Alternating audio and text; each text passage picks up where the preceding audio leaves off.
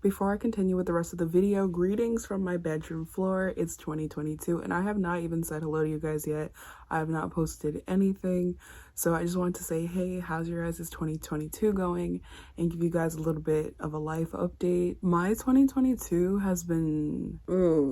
I just feel like January, so much happened. Like I had deaths in the family. I was stressed out. I worked literally like 24 hours a day on homework because I did winter semester, and I went to bed every day at like 4 a.m. It was a lot, and I just didn't feel like a human being. Like on paper I was being productive, but internally I was just a mess. It was a very sad time, very teary-eyed time. I passed with good grades, but it was like, at what cost? I also didn't create any content. I was barely posting on Instagram.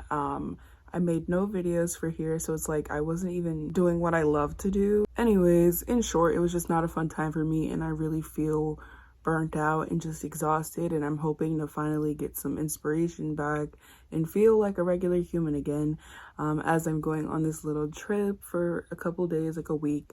It's my first time going to Puerto Rico, so that's like really exciting. It should be really fun. I hope this vlog is healing for you guys, just like to see some nature, but also for me, I'm going namjooning, you know.